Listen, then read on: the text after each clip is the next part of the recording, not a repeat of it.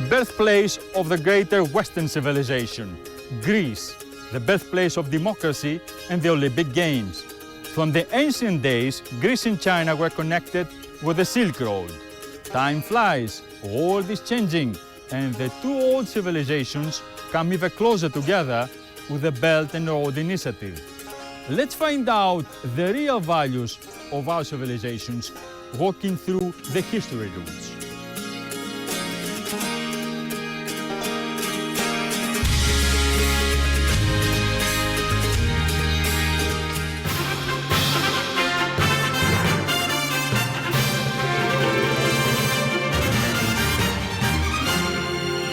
Convergence instead of confrontation will take more than political will in navigating the process of globalization based on a more inclusive world order of multilateralism. Power politics aside, emerging markets in the regional and the developed economies tend to represent great civilizations. Can a dialogue with diversified civilizations help ease geopolitical tensions? Do we have to employ gunboat policies to fix challenges such as religious extremism and ultranationalism? Today, we are honored to host a brainstorming on the soft power of four great countries that boast of long history and rich civilized legacies. But before we start the discussion, let's take a quick look at the opening footage.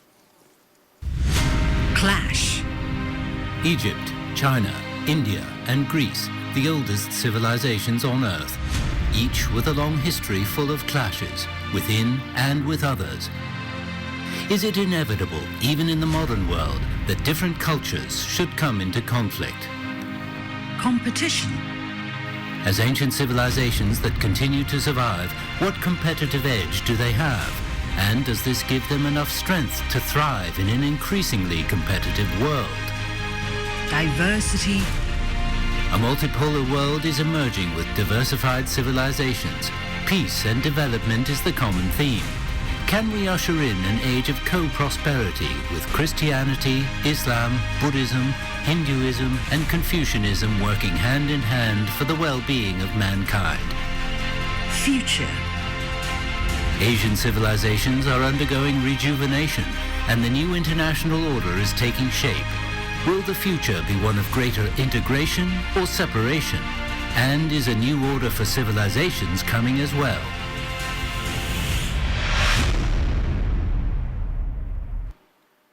To get close to the civilizations and tell our own stories, we have set a free debate platform here for four ancient civilizations. And our discussion will be divided into four parts.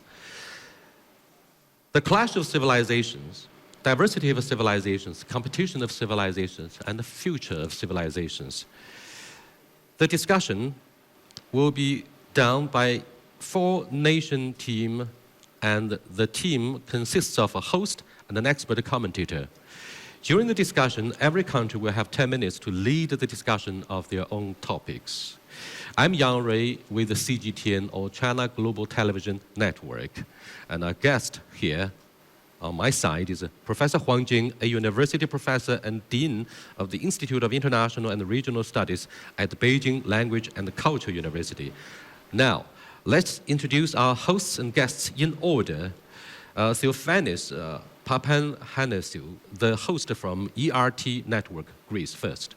Hey, thank you so much. I'm Fánης Papafanassiou, anchor and diplomatic correspondent with the Greek public television. And next to me is Ambassador Rokanas, an experienced ambassador, the ambassador of Greece in Beijing, an ambassador that has a deep knowledge of history and civilization. You remember last year we have done a great show in Rhodos at the crossroad of civilizations that have coexisted in the past, and the crossroad of three continents, Europe, Asia, and Africa.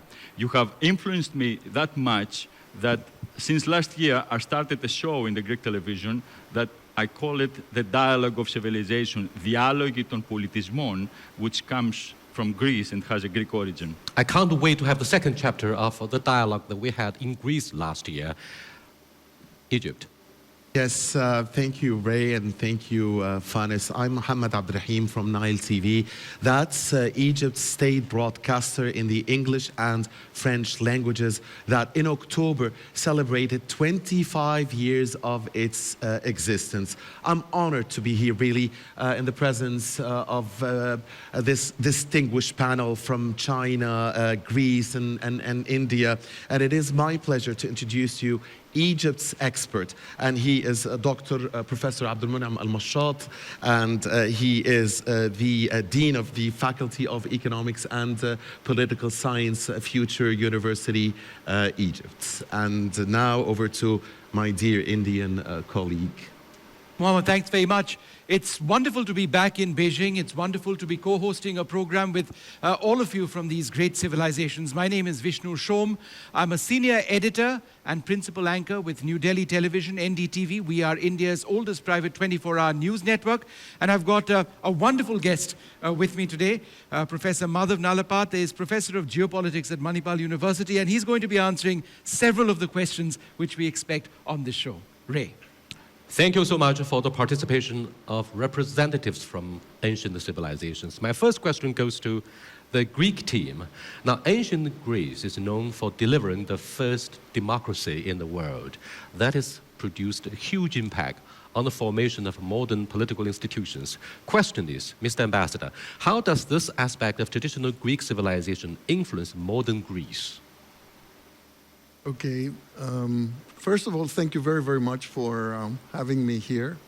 I would say from the possible, let's say, systems of government, which according to ancient historian Herodotus are monarchy ruled by one, oligarchy ruled by some, and democracy ruled by all the people, I think democracy is by far the best.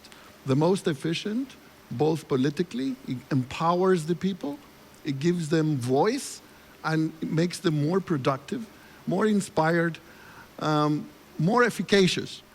I think this is why democracy has exercised such a widespread, such a significant global role.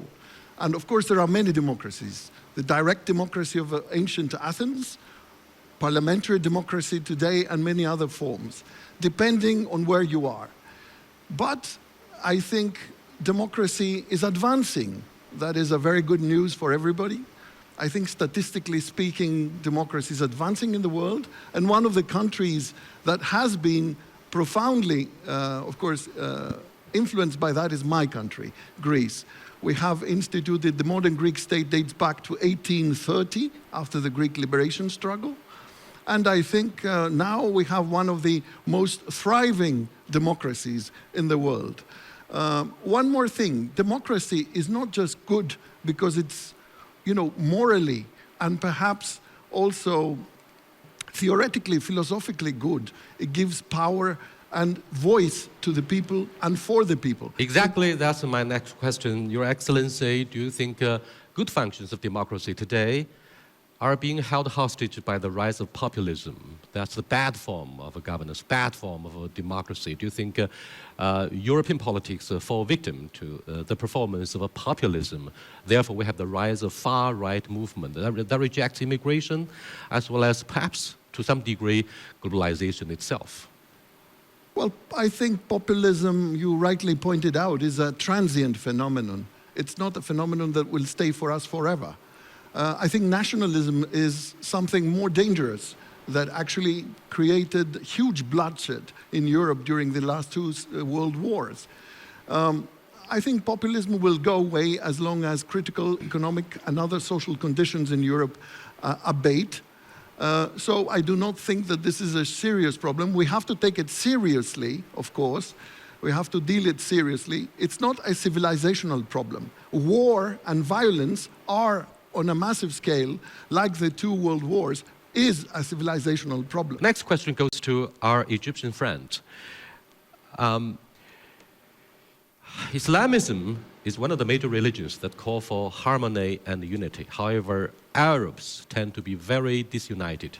Look at the chaos, loose sand of public opinions, and sectarian violence between Sunnis and Shiites, proxy wars in Yemen and Syria. All of those happened in the Middle East, which is populated mostly by Muslims, other than the Israeli state. Now, question is, what's wrong with the Arab Spring, which is supposed to have, taken root in democracy? Well, I would like to clarify one point, of course, that there is a big difference between Islam and Muslims, definitely. Islam as a concept calls for mercy, for compromise, peaceful coexistence. That's the history of the early Islamic period. Nowadays, of course, there are the fanatics, terrorists, and so on, which we first suffer from before anybody else suffers in Europe or somewhere else. So what we have in the Middle East is very different from what we used to have. The Egyptian ancient civilization is based on peaceful coexistence, is based on self-defense, is based on respect of others. It's as all of us know, it's the first to introduce the concept of the state to the world. Later on, centuries later on, they through the Versailles Convention in 1648, the concept of nation-state was established, which was established 4,000 years before that convention. When the Egyptians established their army, it was an army for self-defense, never been used as invading army to its neighbors. In fact, when Ramses II liberated eastern part of Egypt from the invaders, he married the daughter of the ruler of the invading country in order to enforce the peaceful coexistence with the neighbors. India has so far not shown great passion for the idea of a Belt and Road Initiative. What are your country's reservations about the springchild of President Xi Jinping, who put forward BRI 5 years ago in Kazakhstan, MD Nalapad? No, I think we'll both speak about this, this particular issue, because as we speak about our civilizations coming together, there are certain areas of clash, and I think we need to figure out ways in which those clash points can be minimized. When it comes to the Belt and Road Initiative, India has very strong concerns. It's not opposed, we are not opposed at all to infrastructure building or economic development, but we have key issues on our sovereignty being impinged by this particular program. And before I go across to Professor Nalapat, there are three elements of the Belt and Road Initiative. There's CPEC, the China-Pacific Economic Corridor. There's the Bangladesh BCIM, as it's known. And then there is the Maritime Silk Road. On two of these three, there are key issues of sovereignty and of national interest. Professor, your views on this? Well, I'd like to say quite clearly that it's important for us to realize that sovereignty is important for every country. India, China, Greece, Egypt, every country. And there is a portion of this particular project going through territory which is Indian territory, but which unfortunately is not in the possession of India. So that is creating a problem. But my solution would be, let's not keep talking only about a particular name or a particular label. For example, you had the old Burma Road. And in that Burma Road, you had a road from India into China that was very helpful to the people of China to fight the aggression of the Japanese. So my point is there is ample scope, for example, for a new Burma Road through India. There's ample scope, in my view, for a road from China to India up to Sri Lanka, our very friendly neighbor. But we need not, in the sense, say that all this is part of the Belt and Road, if there is a portion of the Belt and Road with which we have a problem. So I would say these are issues of nomenclature, and they can easily be resolved in a give-and-take spirit. Now, the next question is about Indo-Pacific region. Following the Doklam crisis that we had last year, quickly we had the summit meeting between President Xi Jinping and Prime Minister Modi in Wuhan. So do you believe that on the one hand, the Americans show great passion for using India as a geopolitical force in the broad context of the Indo-Pacific region? On the other hand, India is clearly aware of being used in this game. No, I don't think India is used by any nation at all. I think India bases its foreign policy on multilateralism. And I think it's important when we are talking about civilizations to accept the role of the United States as the most dominant power in the world even now. India is a very close strategic ally of the United States. Now, it's important to understand that that's not directed necessarily at anyone. But obviously, we have our strategic interests and we've got our red lines. One of the issues you referred to earlier on was the issue of sovereignty. For us, sovereignty in what we refer to as Pakistan-occupied Kashmir is a key issue, just as there are key red lines for China, for example, in the South China Sea.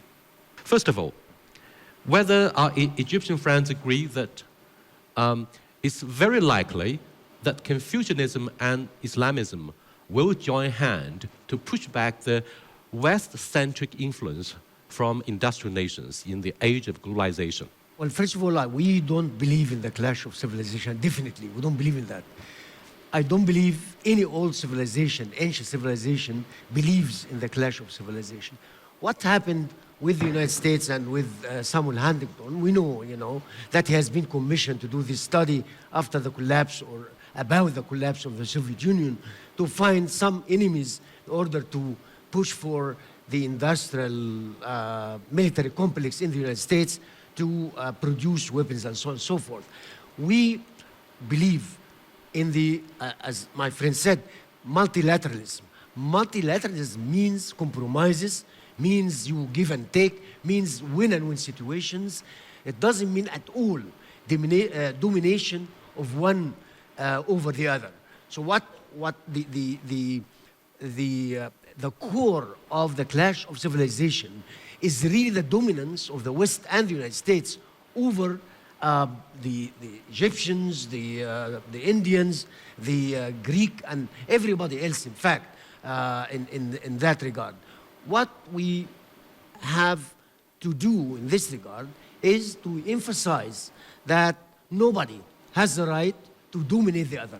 Nobody has the right to enforce his own or her own ideology or value system on others. We respect the value system of the United States, of Europe, everybody else.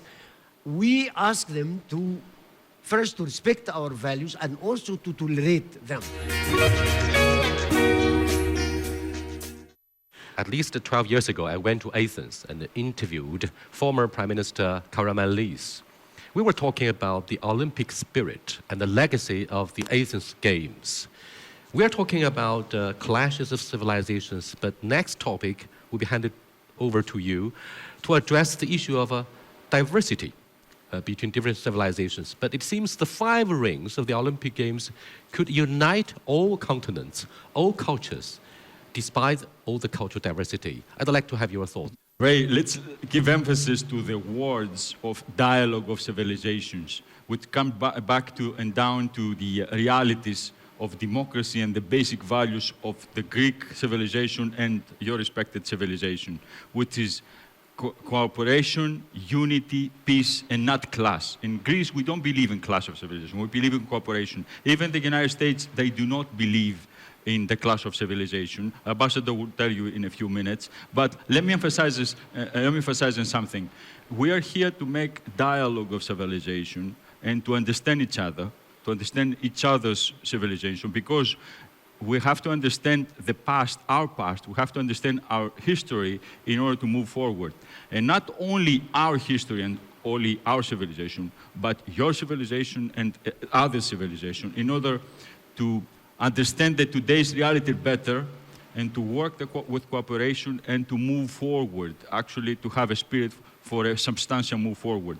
So we are here to make reality the dialogue of civilization, the Dialogo of Politismon, which comes from a Greek origin. The respected title of your show is Dialogue of Civilization, which comes from a Greek origin. So to make it reality. So we will emphasize on this. So let me start with Professor Juan. And I will ask you, Professor, over the last many years in Greece, and I guess in your country, there is a debate of how the Greek modern society is related to our history. So is it such a debate in your country here in China about how the Chinese modern society is related to Confucianism? Yeah, okay. I'll start with 4 symbols: Great Mosque, Sphinx, Person, and Great Wall. And if we know here we're different, that's why we're here to have a dialogue. If you notice all those 3 symbols, this is the only one, the Great Wall, that doesn't have any spiritual element in it. We all have God in it. So I think at ancient time, we talk about Greek civilization, Egyptian civilization, Indian civilization. We're all about the same. Civilization is a way of life. In a way of life, we have several elements. Number 1, how we define ourselves in a given nature, in a given place. Number 2, how we as a social animals deal with each other and try to get along. Number 3, we know that. That's why we how to rule and be ruled. We call governance. And governance must have order in the system. And supporting all of that is so-called value system. At the very beginning, all the civilizations started to answer these questions. But then they gone different ways. All the other 3 Asian civilizations has been greatly influenced or conquered by a thing called religion. As a result, we go in different ways. In Chinese society, like bad or good, we never developed a kind of super creator. Chinese civilization is all about human beings' relationship towards each other. Advantage is that we're more pragmatic. We pay more emphasis on the relationship between you and me.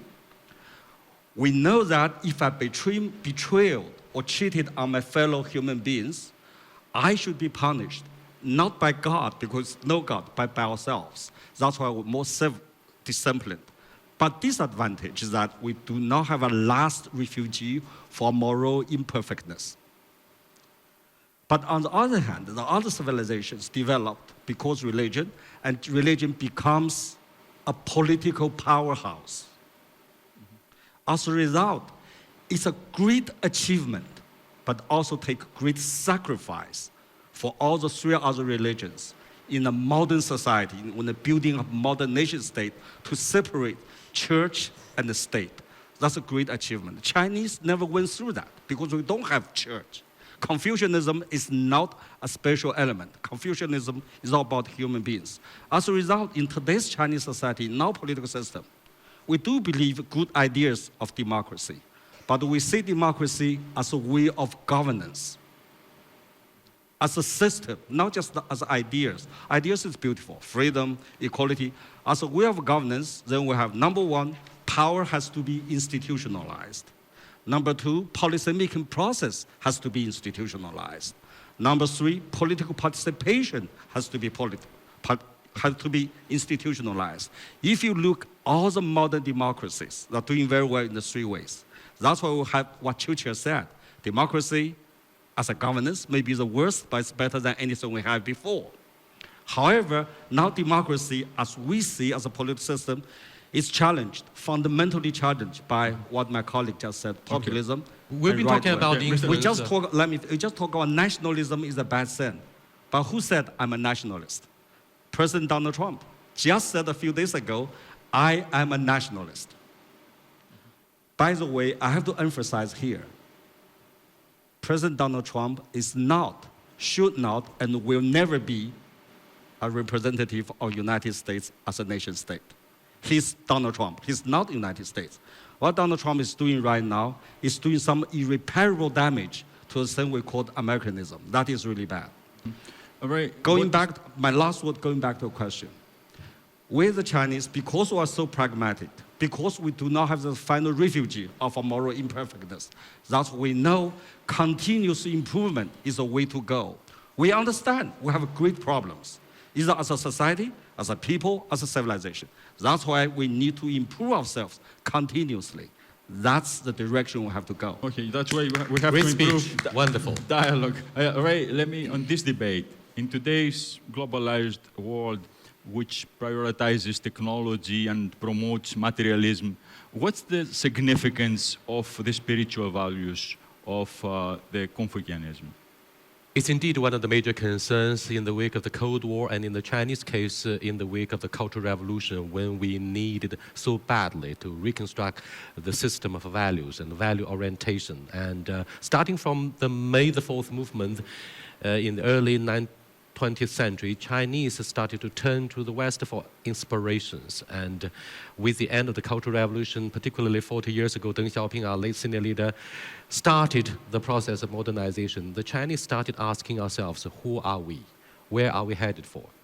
And that's a matter of spirituality after the middle class rises so fast to form the bulk of the society, which is characterized by consumerism.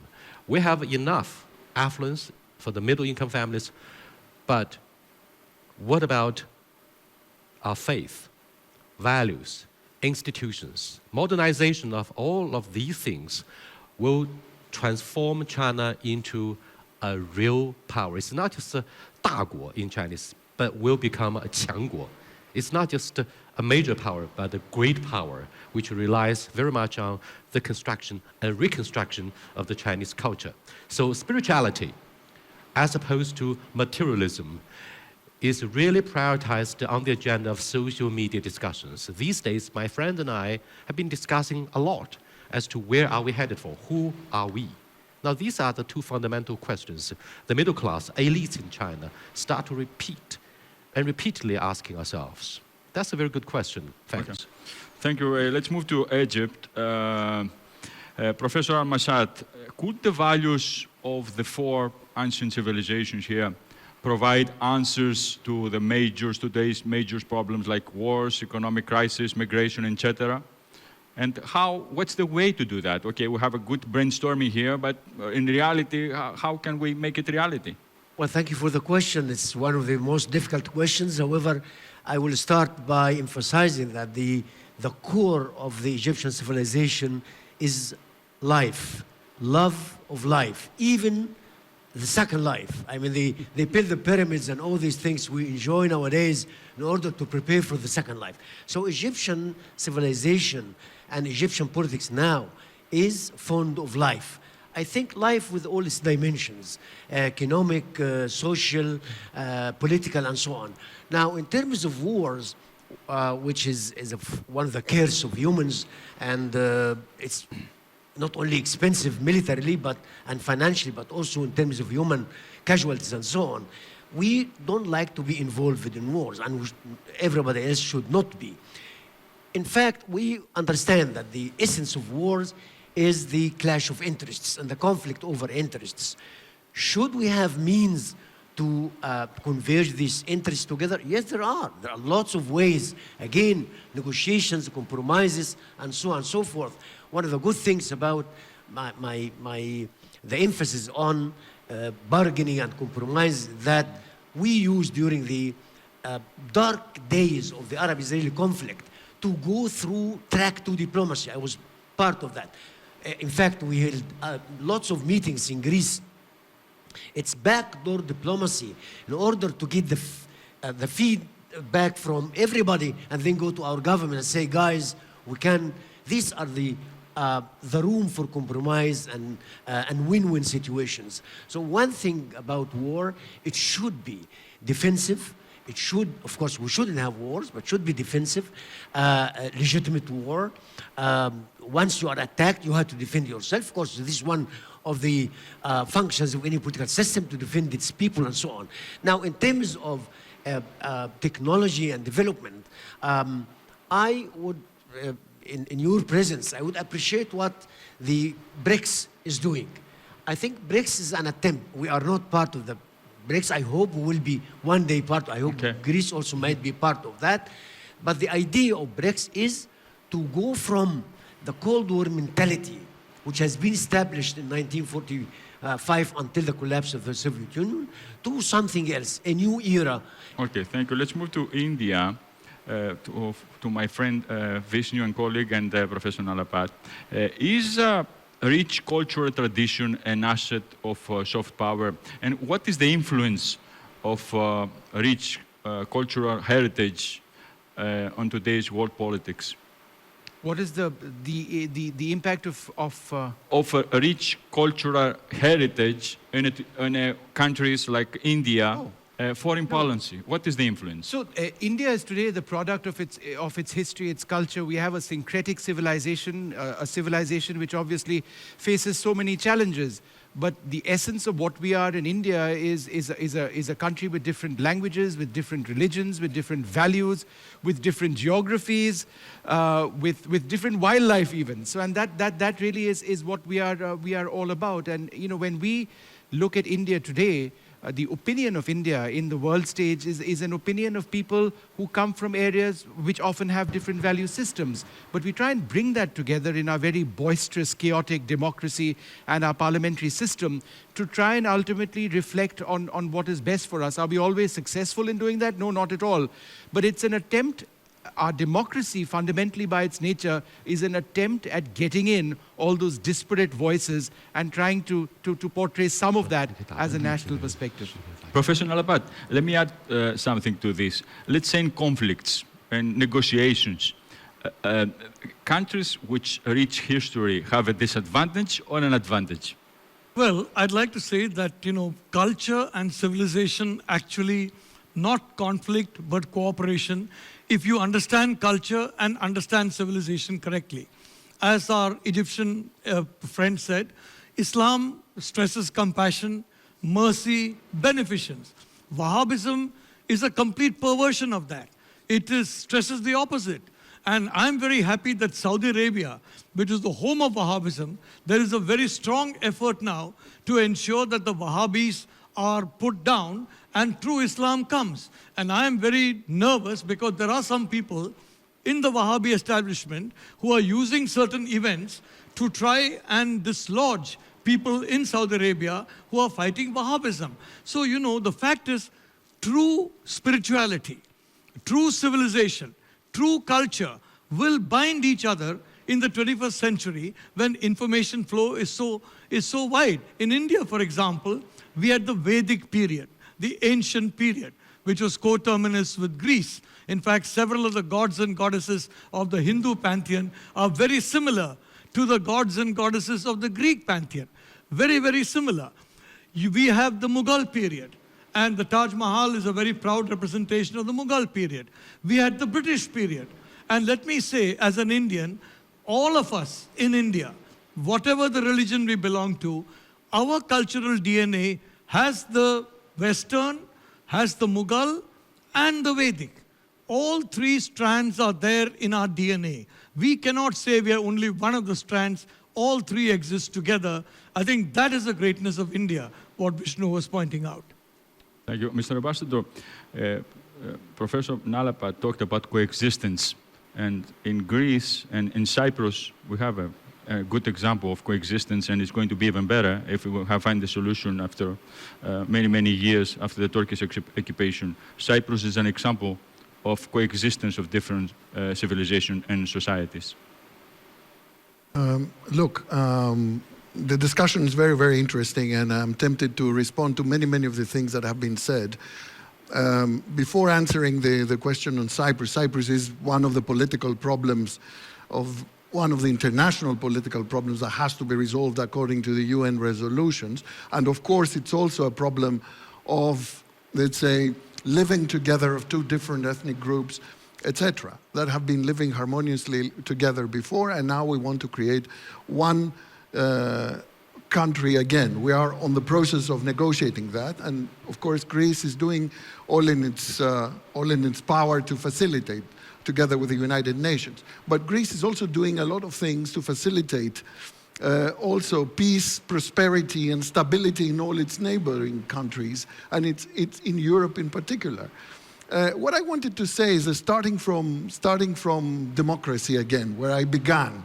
Democracy originally, why was it created in ancient Athens? It was created to solve practical problems. It's not an ideology, democracy. It was a practical system to solve practical problems between free people. There's no other way to be free and to respect each other except for the democratic system. So it was to reconcile the different freedoms within a city, the freedoms of the different individuals, and also to reconcile the clashes between the haves and the have-nots. those who had property and those who didn't, the poor and the rich. So democracy has survived because it's an efficient system, also economically.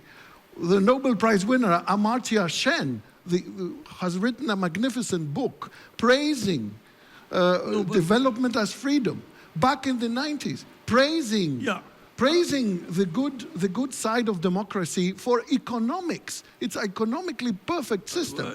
And liberty. Let me finish. So democracy was not ideological. It was a very practical system and a very efficient one at that. Second, what I wanted to say is that also civilization. Let me yes, please. I just want to say, Ambassador, that I'm not an expert on Greek history, but I've heard of Athens, I've heard of Sparta. And I'm told Sparta was quite successful in several respects, including over Athens. I've learned of the Roman period of the Caesars. I'm not sure you'll agree that the period of rule of the Caesars was a democratic period.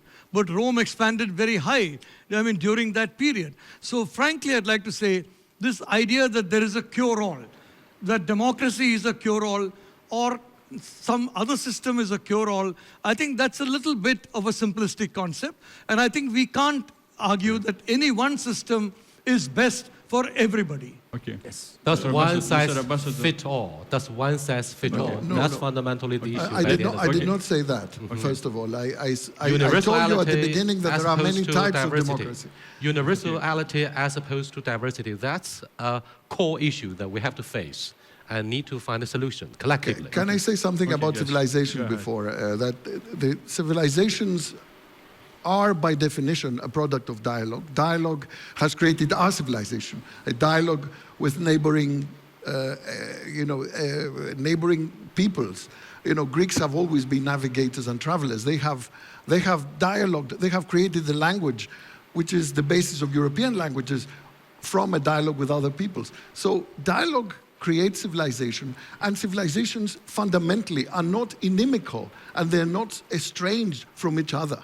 Civilizations contain the element of dialogue with the other civilizations, and I contend that today the most important thing is to think about a global civilization, a global culture, something that would be produced not by friction and by fission, to use physics, not fission, not conflict, but fusion and integration. This is where we're heading. This is where our kids are heading. So let's think about a global culture, a global civilization. This is what is being created now. Okay. We are not diverging, we are converging. Well, we have diametrically different forms of civilizations, and civilizations could thrive on dialogue, or it could also thrive on crisis. For example, in Chinese we have this popular assumption, 大难兴邦. When a country is facing a major disaster, it is an opportunity, a major one, for the country to thrive. We have this sense of urgency that China is being coerced, threatened, scared by the idea of a unilateralism. The United States does not want China to become leader of a G5, does not want China to be a leader in digital technology. And hence, what is called the trade war actually amounts to a battle for digital leadership. Therefore, China says, enough is enough. I wanted to ask His Excellency, the Ambassador of Greece to Beijing, now defining the characteristics of civilizations, scholars have gone along the lines of many criterions, like advanced cities, organized central government, religion, jobs, social classes, writing, art, architecture, and so on. In your view, what are the most important and most significant traits of a civilization? Historically and scientifically, these are all things, we started, of course, with technology, the myth of Prometheus handing off the technology and fire to the human race. Of course, the creation of agriculture. China is a testimony of that. Mesopotamia, Egypt, creation of agriculture has been absolutely instrumental in building great civilizations. Also, I would say language and art artistic and linguistic expression that actually sprang out of nothingness between 50 and 100,000 years ago. This was a miracle, mainly due probably to the workings of our brain and some mutations that happened. All these have been extremely, extremely important. There's a book that talks about by Robert Kelly, an anthropologist, that talks about the fifth beginning. 500 years ago, we started a new type of era around 1500s with modern technology, with based on scientific progress, based on printing and some great advantages that have been made by humanity. I think you cannot and you can never pick just one factor that is responsible for humanity's civilization. Civilization is a multifaceted and let's say, dimensional phenomenon. It's by origin that, so you cannot pick one. All have been instrumental in the creation and in the historical development up till now. The important thing to remember is that we are in a new era now. Chinese leadership says that too. We are in a new era, and we have to pinpoint which are the basic things that we are doing now. I would put one of two things on the table for discussion. Our new era is beyond, let's say, the last industrial age, which was based on informatics and electronics and all that. The new era is digitalized. It's going to be a digital era. It's going to be a virtual era. It's going to be an era of artificial intelligence, of cloud computing, of big data. It's going to be of high tech, of 5-star quality science that's going to bring us to quantum computing, to incredible things. So look, what we have been doing now is actually pathology. We have been examining the pathological symptoms, fanaticism, exclusivism, nationalism, all the isms are pathological phenomena. Let's look at the cures now. We have diagnosed, but this discussion would be more productive if we look at the cures. I contend that civilization is a multidimensional phenomenon, open phenomenon. It's open to the future. Thank you very much, Mr. Ambassador. Thank you so much. And very nice, very fruitful debate on sensitive issues like double standards. And you raised a very interesting question as to the role of technology, the most important trait for the evolution of civilizations. China deserves credit for the 3 inventions, the old ones. But today, we are proud of 5G, and we hope to assume leadership in this age of digital technology. Let's move on to the Indian side to conclude our discussion about the future of civilizations. Ray, thank you very much. I'm going to keep this short to exactly 10 minutes. This is a segment where we look actually at our futures. This is a segment where we try and understand where this discussion among civilizations is actually going. There are so many areas of interest and so many areas which are disparate, but ultimately, do we have it within ourselves in an international economic order, in an international political order, where there remain so many areas of difference? I'm going to come first across to either one of you. Throughout this program, I find one recurrent theme is Donald Trump and the United States. And clearly, we don't necessarily have any love lost with Donald Trump. Isn't he public enemy number 1 for the whole world? Possibly, yes. but the point is, how would you respond to the question which somebody would ask that isn't China, in a sense, trying to do what the United States has done so far? China is an emerging superpower. In terms of what? In terms of what? In terms of spreading its influence. Now, the question is, how is influence spread?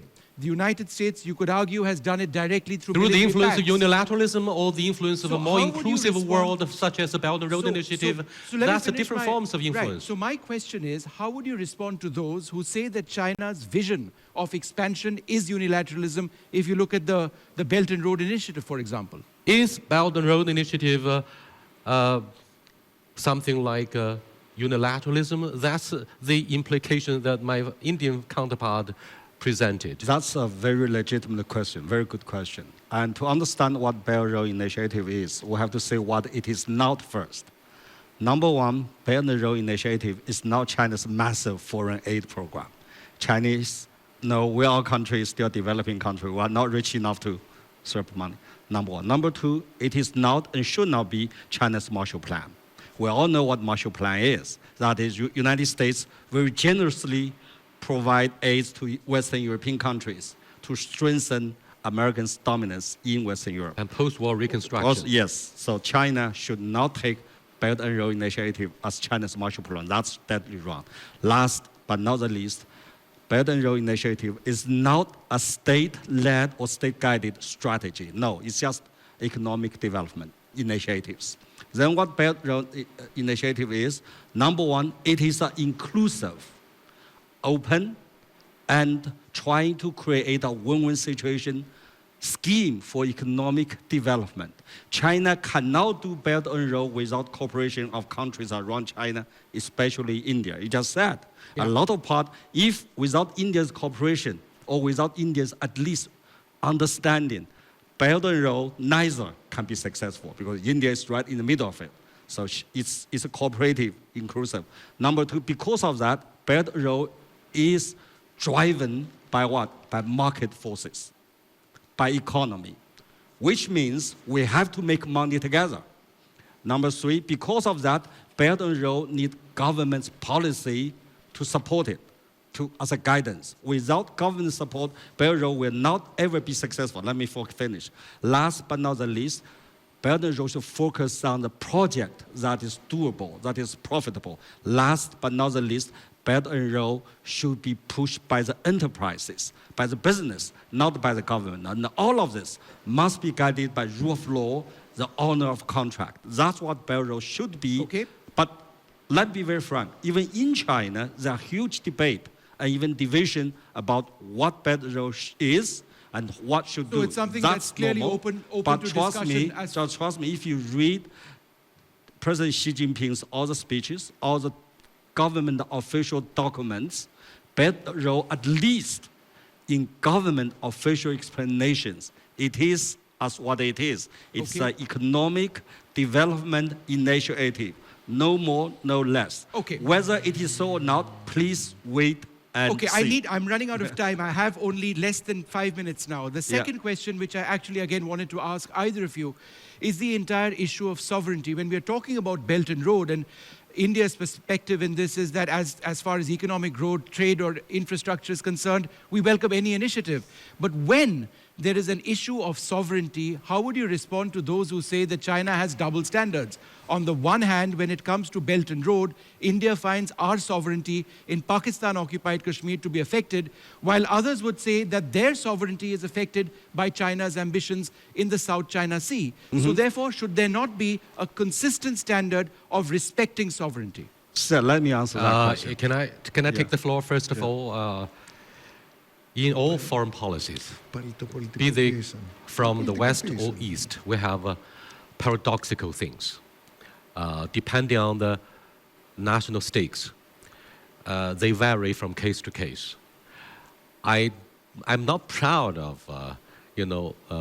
some of the conflicting paradoxical phenomena implied in some of our policies, because we are still probing in darkness as to how to assume the strength of a soft power. Now, South China Sea, Kashmir, we have to do the case studies one by one. In the case of Kashmir, China keeps a distance. We always emphasize in our policy statement, it's the issue between Pakistan and India. Unfortunately, the China-Pakistan Economic Corridor goes through this land called Kashmir. You say this is not controversial, but Pakistan says it is controversial, and China says it's your business. Please. Hi, thank you everybody. My name is Marina. I'm a graduate student in Communication University of China, and my question would be probably addressed to all of the dear guests, and that is, how do you see the changes in your country in the nearest 30, 20 years in terms of the keeping traditions, cultural traditions, versus adapting to the ideals of modern world? And specifically, I'm interested in the attitudes to the women rights and the women roles in the society. So, thank you. Can I ask the ambassador to answer this question? He's been He's been very quiet, very polite, very elegant, but I need more of your voices, Mr. Ambassador. Well, you know, in a democratic way, I take the floor when you give it to me, and I let others speak. It's a very interesting question what you said, because first of all, to complete what you have been saying, we have similar traditions about the family. And the family is the cell and the nucleus of every civilization. Every civilization is not built on just individuals. It's built on families and on greater groups. And this is also the Greek tradition and the Western tradition, which gives also a lot of significance to the individual personality, to the dignity of man. Every man, every individual has his own dignity. And I say this because men and women have equal dignity and should be treated equally. And this is a great movement. Actually, I believe in the last century, one of the greatest social movements has been the so-called emancipation. It's the revolution of women. It's not the emancipation of women. But civilization and the new developments present us with an issue. That is the balance between family and personal and work and social. This is something, the balance, is always in classical times, in China, in Greece, in Egypt, in India. The classical was defined by the word balance. We have to find again the right balance, because women now, as you have personal experience, are under very much strain, because they are pushed to adapt to the kind of society, industrial society that we have, which is very demanding. And on the other hand, they are pushed to be very good wives and very good women and very good social beings, good for their own entourage, for their own families and for their own relatives. Now, we have to balance the psychological and the social with, with the, let's say, the economic realm and the economic environment, which is very demanding, that we now live in. And this is one of the defining questions that we're going to be facing in the globalized planet. I just want to say I'm delighted that, you have the Taj Mahal here. It's a monument built out of love, the human emotion of love, the love of a king for his departed spouse, Mumtaz Mahal. And I think that it's very important what drives a particular action. What drives a particular policy? Is it hate? Is it love? And the Taj Mahal backdrop, as an Indian, I'm very happy that that's the backdrop. Now take, for example, my name. My name is my mother's family name. It's not my father's family name. And I'm sorry to say 99% of human beings in India, including women, adopt the father's family name. I don't see why more can't be like me and adopt my mother's family name. I want to end by saying a foundational concept in India, which is common to so many civilizations, is Vasudhaiva Kutumbakam. The world is one family. I'd like to invite each of the national team to deliver a sentence to conclude what you want to say through this brainstorming. What we do here today is a platform of working together, talking together, making dialogue all together, talking about the common things that we have together. And it proved to me, because we've seen a lot of common, that civilization is a vehicle, is a platform that can bring people together, can bring friendly countries together, even countries that we have differences like sovereignty and other issues, sensitive issues. I'm really happy and proud as well. And just like Fánης said, I think we have to focus on the common ground that we have, because we have much more in common than we don't. And you saw just how there is big common ground, for instance, between the Egyptian and the Chinese civilization, or that of Greece or India, for example. And as His Excellency, the Ambassador, said, a dialogue has to be authentic. And for it to be authentic, it has to be frank And that's why if one of the parties or more has grievances, they have to talk about it. And just like Professor Nalapat said, it's one team, and the team, when they play against each other, they lose. So, and we're fighting the flood, right, Mr. Ambassador? So we have to play like one. And if we play like one, and we are very close, by the way, anyway. I mean, the differences are minimal. So if we play like one, is the smartest way forward. It's the only way forward, dialogue. Very important Thank message you. from the Egyptian side that echoes the appeal and adequacy of a late Premier Leader Zhou Enlai, who said we should stand for the 5 principles of coexistence, a central message of the 1955 Bandung Conference that united developing countries in Africa and Asia together in the crusade against other sides of the disadvantage of civilizations. And now the Indian voice. Well, very briefly, I think as we approach the century and as we approach a dialogue of civilizations, it's absolutely important to understand that multilateralism, the belief in different values, different systems, needs to be the dominant philosophy with which we engage with each other. A unilateral approach which doesn't respect each other's beliefs and understandings is something which is bound to fail. So multilateralism, imbibing each other's cultures, values, and recognizing that there needs to be space and difference in one's approach, I think, is the way to go. Thank you so much. Thank you, everybody. Ladies and gentlemen, including the audience behind us, for your patience, your time, your wonderful views that ensure the success of this enlightening brainstorming. See you next time. Bye-bye. Bye.